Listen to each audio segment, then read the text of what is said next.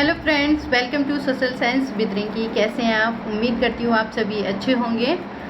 आज जो हम इस वीडियो में पढ़ने जा रहे हैं वो है 7th क्लास की हिस्ट्री, और हिस्ट्री का चैप्टर हम सेकंड देख रहे थे, राजा और उनके राज। एक्चुअली बीच में 2 दिन का गैप आ गया था, मैं नहीं वीडियो डाल पाई थी, तो मैं एक दिन में 2 अपलोड करने की कोशिश करूँगी जिससे कि आपका छूटे ना।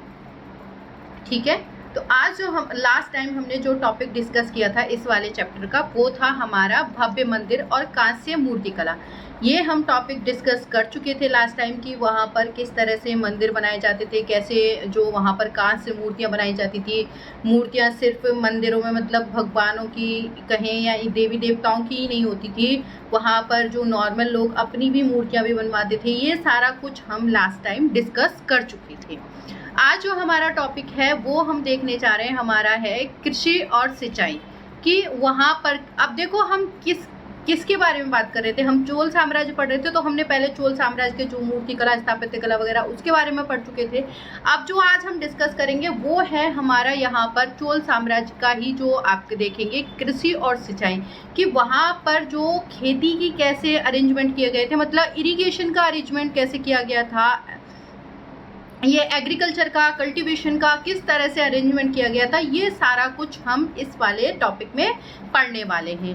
कि वहाँ पर मतलब किस तरह से कौन कौन सी क्रॉप्स ली जाती थी, मतलब एक साल में कितनी सारी क्रॉप्स उगाई जाती थी, उनको कैसे उगाया जाता था, कल्टीवेट किया जाता था, ये सारा कुछ ही हम इस टॉपिक में पढ़ने वाले हैं। तो वापस से आते हैं अपने टॉपिक पे।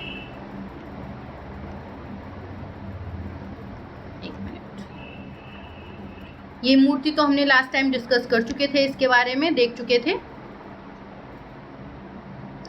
कृषि और सिंचाई, चोलों की कई उपलब्धियों में, जो चोल साम्राज्य की उपलब्धियां थी, उन उपलब्धियों में कृषि में हुए नए विकासों के माध्यम से संभव हुई है। कि ये जो मतलब इनकी जो उपलब्धियां थी, या हम कहें कि जो इन्होंने मतलब इतने ज़्यादा डेवलपमेंट किए गए थे, या इन्होंने जो उपलब्धियां हासिल करी थी, उनकी वजह ही क्या थी? कृषि थी। क्योंकि इन्होंने क्या किया था, कृषि में नए नए विकासों के माध्यम से ये सारा कुछ संभव हो पाया था। कि जो इन्होंने एग्रीकल्चर थी या खेती थी या कृषि थी, जो उसमें कुछ नए नए एक्सपेरिमेंट किए थे। तो अगर हम मानचित्र 2 देखें तो वहाँ पाएंगे कि गौर से देखिए कि कावेरी जो नदी है वो बंगाल की खाड़ी में मिलने से पहले छोटी छोटी शाखाओं में बढ़ जाती है। तो आइए एक बार मैप देख लेते हैं। एक्चुअल में हमने मैप देखा था, ये हमारा मानचित्र 2 ही है क्या? एक बार देखते हैं। यस, हम बात कर रहे थे कावेरी नदी की। तो आपकी यहाँ पर कावेरी नदी आपको दिखाई दे रही होगी, सब अपनी अपनी बुक में अच्छे से देखें। ये हमारी कावेरी रिवर है। तो ये जब हम क्या कह रहे हैं, बंगाल की खाड़ी में गिर रही है, उससे पहले यहाँ इसकी कई सारे ट्रिब्यूटरीज हैं जो जिनमें ये क्या है, बट जा रही है, मतलब कावेरी नदी। तो यहाँ अपने आसपास ये क्या है, डेल्टा भी बना रही है। अब ये सारी चीज़ें हम क्यों देख रहे हैं एक्चुअल में? तो ये इसलिए बता रहे हैं कि ये कई शाखाओं में जो मिल रही है, छोटी छोटी शाखाओं में, ये शाखाएं क्या हैं, अपने बार बार पानी को उछीलती है, मतलब बाहर फेंकती है एक तरह से, मतलब एक तरह से इनमें ओवरफ्लो होता है पानी। तो वो कई बार क्या होता है, पानी ओवरफ्लो अगर हो रहा है तो उससे क्या होगा कि जब पानी, जैसे मान लो आपकी ये रिवर है, ठीक है, ये जा रही है पानी ओवरफ्लो। अब ये कई जैसे जैसे रास्ता बना, तो ये ट्रिब्यूटरी, जिधर से रास्ता मिला इसके ट्रिब्यूटरीज बन गई, मतलब ये शाखाओं में बट गई। अब ये पानी जो जा रहा है, तो पानी उछलता जा रहा है, कभी इधर कभी बह के कभी उधर, मतलब पानी ओवरफ्लो हो रहा है। तो इससे क्या होगा, इसके जब वो ओवरफ्लो उछलेगा तो ऑब्वियस सी बात है, इसके साथ मिट्टी भी कट के जाएगी। तो यहाँ मिट्टी क्या है, डिपॉजिट हो जाएगी, यहाँ जम जाएगी। तो ये जो मिट्टी डिपॉजिट होगी या ये जो मिट्टी जमेगी, ये बहुत ही उपजाऊ होगी, बहुत ही कल्टीवेटेड होगी, मतलब ये मिट्टी, इसमें बहुत ज़्यादा अच्छी कल्टीवेशन होगी। तो मेन चीज़ यही है कि वो ये कहना चाह रहे हैं कि कावेरी रिवर के साथ जो वो कई शाखाओं में वो बढ़ती है, ये ट्रिब्यूटरीज में डिस्ट्रीब्यूट हो जाती है, और उसके साथ वो जो पानी उछालते हुए चलती है, तो उसमें क्या होता है कि ये उस पानी को वहाँ पर, मतलब उसके किनारों पे, जो नदी के किनारों पे उपजाऊ मिट्टी क्या है, जमा हो जाती है, डिपॉजिट हो जाती है। उससे क्या है, वहाँ पर बहुत अच्छी खेती होती है, मतलब वो एक इरिगेशन के लिए एक अच्छी जगह, मतलब ये कल्टीवेशन के लिए एक अच्छी जगह मिल जाएगी। गौर कीजिए कि कावेरी नदी बंगाल की खाड़ी में मिलने से पहले कई छोटी छोटी शाखाओं में बढ़ जाती हैं और ये शाखाएं बार बार पानी उलीचती हैं। उलीचती मतलब फेंकती एक तरह से, ठीक है। उलीचनी का मतलब फेंकना होता है, ठीक है बच्चों। कई बार ऐसे टर्म यूज कर लिए जाते हैं हिंदी में भी जो हमें नहीं आते समझ में। जिससे किनारों पर क्या है, उपजाऊ मिट्टी जमी होती है, मतलब रहती है। जिससे क्या होगा, जब आप वो पानी उलीचेंगे तो आसपास ही मिट्टी जम जाएगी उसके किनारों पर। शाखाओं का पानी कृषि विशेषतः चावल की खेती के लिए आवश्यक आर्द्रता भी मुहैया कराता है। अब ये जो ट्रिब्यूटरीज, इसकी जो शाखाओं से जो पानी होता है वो मतलब जो शाखाओं का पानी होता है, ज़्यादातर विशेषतः मतलब ज़्यादातर क्या होता है, जो खेती होती है उसमें, मतलब जो चावल की खेती होती है उसके लिए आवश्यक आर्द्रता मतलब नमी, उनको नमी मतलब प्रोवाइड करवाता है। मुहैया कराना एक तरह से मतलब प्रोवाइड करवाना। तो ये पानी उनको क्या है, नमी देता है, जहां पर हम क्या करते हैं, किसकी, चावल की खेती कर रहे हैं वहां के लिए।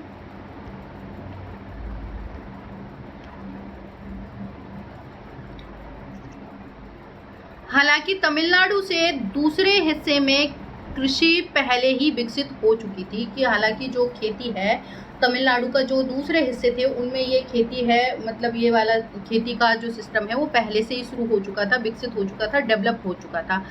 पर हम देखें 5वीं या 6वीं सदी में आकर ही इस इलाके में बड़े पैमाने पर खेती शुरू हुई थी। मतलब ये यहाँ एग्रीकल्चर तो पहले से शुरू हो गई थी, लेकिन अगर हम कहें बड़े पैमाने पर या बड़े लेवल पर जो खेती होना शुरू हुई थी वो कब हुई थी, 5वीं और 6वीं सदी में।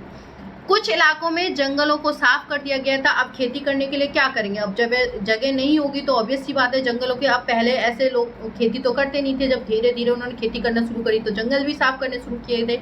जंगल बहुत सारे थे, तो उन्होंने क्या किया, जैसे जैसे मतलब ये एग्रीकल्चर में सुधार आने लगा, खेती में और मतलब विकसित होने लगी, डेवलप होने लगी थी, तो लोगों ने क्या है, जंगलों को साफ करना शुरू कर दिया था।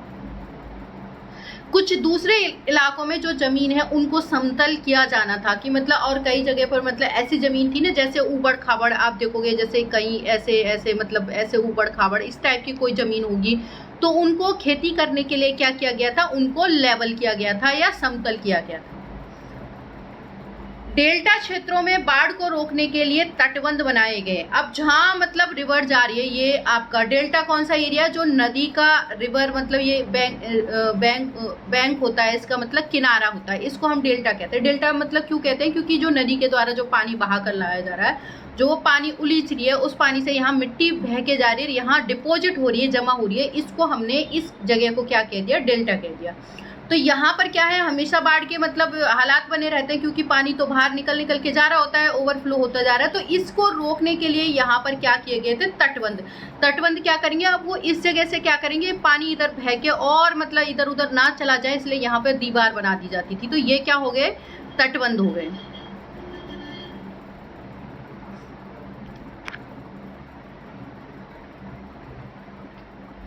डेल्टा क्षेत्रों में बाढ़ को रोकने के लिए तटबंध बनाए जाते थे और पानी को खेतों तक ले जाने के लिए नहरों का निर्माण होता था। अब यहाँ से हमने क्या किया, रिवर का ये जो रिवर है इसके बाढ़ से बचने के लिए तो यहाँ तो हमने तटबंध बना दिए, लेकिन अगर हमें मतलब मान लो यहाँ ये नदी बह रही है और अगर खेत हमारा यहाँ है तो हम क्या करेंगे, मतलब यहाँ पर सिंचाई कैसे करेंगे, क्योंकि जो वहाँ पर सिंचाई खेती दो टाइप की होती थी, एक बारिश के मौसम हो रही, सीजनल हो रही है, तो वहाँ तो अपने आप बारिश मतलब ऑटोमेटिक बारिश हो रही है, उससे खेती हो जा रही है। लेकिन जिस टाइम पे बारिश नहीं हो रही उस टाइम पे वो लोग क्या करेंगे, सिंचाई करेंगे। अब सिंचाई का अरेंजमेंट किया गया था, तो मान लो यहाँ रिवर बह रही है और आपका खेत यहाँ पर है, तो आप पानी क्या करोगे, मतलब क्या खेत को उठा के इसके पास लाओगे, नदी के पास नहीं आ सकता।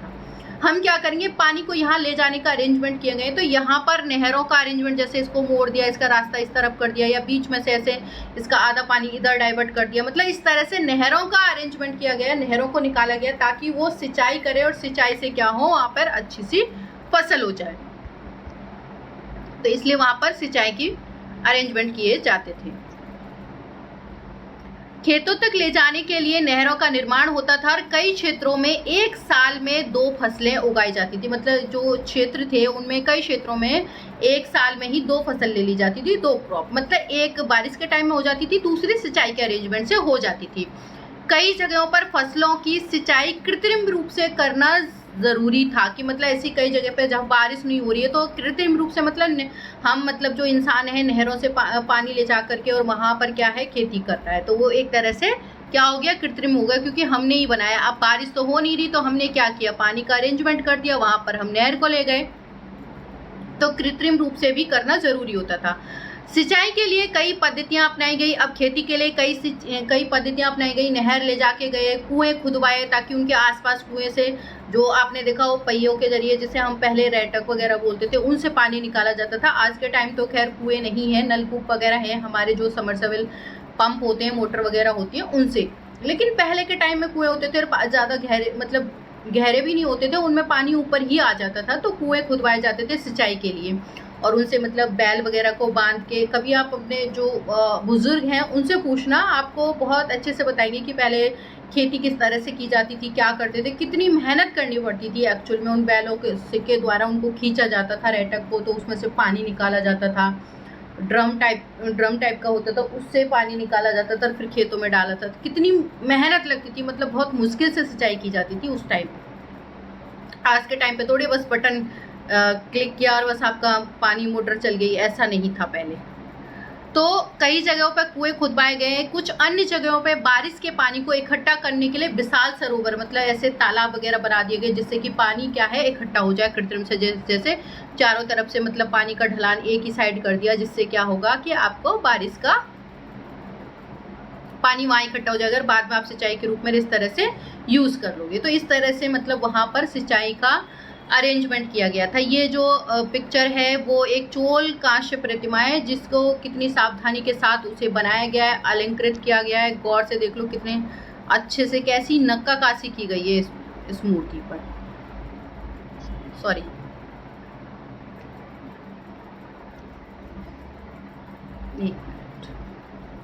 यहाँ देखो, यहाँ पर इसके गले पे ये सारा मतलब कितने अच्छे से, मतलब ये सारी चीज़ें आप यहाँ देखोगे। यहाँ इसके जो कपड़े पहनाए गए हैं वो कितने डिसेंट है, मतलब इस तरह से, मतलब पूरी जो ये आप कितने बारीकी से ये चीज़ें बनाई गई हैं, मतलब इन पे डिज़ाइन वगैरह बनाई गई है इस तरह से, आप देखो। तो सोचो उस टाइम में लोग कितने टैलेंटेड होते थे। इसके पैरों को भी आप देख सकते हो, पायल को मतलब किस तरह से गढ़ के बनाया गया है इस तरह से।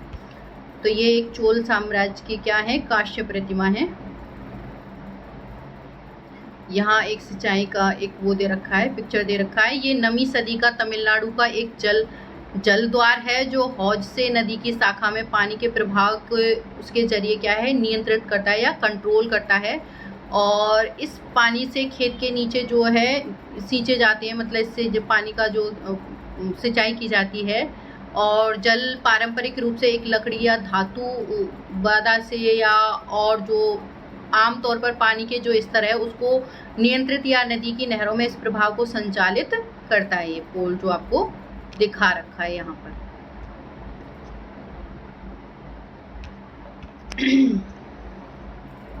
स्मरण रहे कि सिंचाई के काम में योजना ज़रूरी होती है, कि आप याद रखें कि अगर हमें सिंचाई करनी है तो उसके लिए आपको एक योजनाबद्ध तरीके से अरेंजमेंट करना होगा। जैसे अब ऐसे ही नहीं है कि अपना बस हाँ हमने आज प्लान कर लिया और बस कल हो गया, मतलब एक प्रॉपर प्लानिंग की जाएगी। और श्रम और संसाधनों को व्यवस्थित करना ज़रूरी होगा, कि मतलब खेत कितनी दूर है, रिवर कितनी दूर है, कुआं किस तरह से खोदना है, क्या है। तो एक प्रॉपर क्या है आपको अरेंजमेंट किया जाना है। और संसाधनों को व्यवस्थित करना, कि जो भी आपके पास रिसोर्स हैं उनको एक प्रॉपर अरेंजमेंट फॉर्म में मतलब यूज़ करना होगा। और इन कामों का जो देख रेख करना है, या यह तय करना कि पानी का जो बंटवारा है वो कैसे किया जाएगा, मतलब किसके खेत में जाएगा, कैसे जाएगा, नहरें कहाँ कहाँ से निकलेगी, ये ज़्यादातर जो नए शासक हैं, साथ ही साथ गांव में रहने वाले लोगों ने इन गतिविधियों में सक्रिय रूप से दिलचस्पी दिखलाई। मतलब जो लोग एक्टिव रहे, या लोगों ने अपना इंटरेस्ट दिखाया, दिलचस्पी। किन लोगों ने, एक तो वहाँ के जो राजा महाराजा वगैरह होते थे, शासक होते थे, और साथ ही साथ उस गांव में रहने वाले लोग होते थे, वो भी इनमें इंटरेस्ट दिखाते थे। रीज़न क्या होता था, देखो वहाँ उस टाइम में एक वर्क जो था सबसे ज़्यादा इम्पोर्टेंट, वो एग्रीकल्चर ही थी, खेती ही थी। तो लोग फोकस्ड थे, उनके लिए ये बहुत ज़्यादा इम्पोर्टेंट था, इसलिए उन्होंने अपना जो पार्टिसिपेशन है वो सक्रिय दिखाया था या उसमें हिस्सा लिया था। तो हमारा जो टॉपिक है वो यहीं ख़त्म होता है। नेक्स्ट हमारा जो टॉपिक होगा वो होगा साम्राज्य का प्रशासन, कि ये जो चोल साम्राज्य था इसका प्रशासन किस तरह से चलता था, मतलब किस तरह से यहाँ पर चलाया जाता था, कैसे ग्रुप्स वगैरह होते थे, ये सारा कुछ हम इस टॉपिक में पढ़ने वाले हैं। तो मिलते हैं एक नए वीडियो में नए टॉपिक के साथ। Thank you so much.